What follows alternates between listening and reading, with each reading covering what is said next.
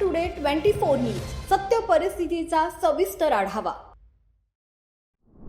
मराठा आरक्षणाच्या मागणीसाठी लढा देणारे आंदोलनकर्ते मनोज जरांगे पाटील यांनी पुन्हा एकदा राज्य सरकारला इशारा देत 29 ऑगस्ट रोजी निर्णायक आंदोलन छेडण्याची घोषणा केली। आता मी जाईन नाही तर सरकार जाईल असा इशारा देत सरकार मराठा समाजाची दिशाभूल करत असून समाजातील तरुणांचे हाल होत असल्याचा आरोप त्यांनी केला।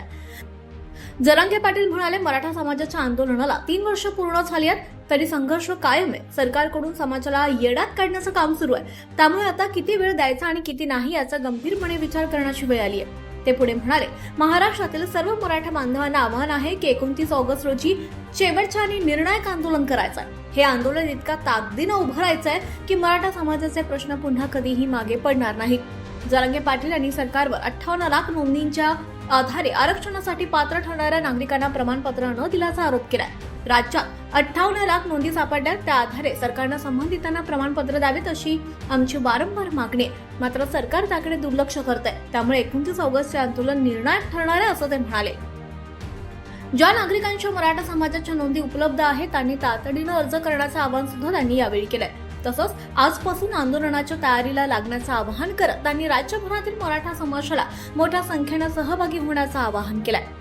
सरकार खोटं बोलतं, व्हॅलिडिटीला ठेवल्या नाही म्हणतं, पेंडिंगच नाही असं म्हणतं, पेंडन्सी नाही असा फडणवीसांचा म्हणणं आहे। पेंडन्सी नाही, अधिकारी चुकीचा आकडा देत आहे। परत हैदराबाद गॅझेटनुसार अर्ज नाही, एकही पेंडन्सी नाही असं फडणवीस साहेब म्हणतात। आम्ही 28 ऑगस्टला तुम्हाला दाखवतो, आहेत का नाही।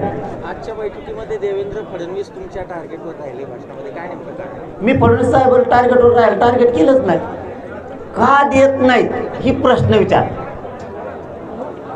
त्याचं उत्तर त्यांनी द्यावं। इथं येऊन आम्ही विखे पाटलांना लाड बोलू विचारलं, फडणवीस साहेब हे का देत नाही, टार्गेट केलं नाही। 29 नंतर होऊ शकते, 29 ऑगस्टच्या नंतर मी मग कोणाला सोडणार।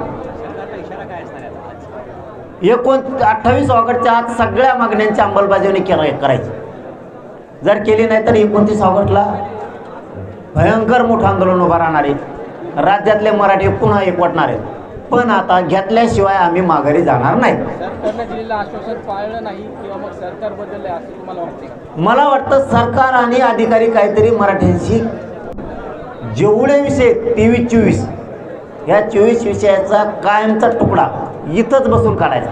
आंदोलन सुटल्यावर नाही, उपोषण सुटल्यावर नाही, त्याशिवाय सुटत नाही। इतकी टोकाची भूमिका आता आम्ही समाजाने शेवटची घेतली आणि 1 महिन्यात आम्ही पूर्ण मिळवणार आणि कसं देत नाही ते आम्ही बघतो।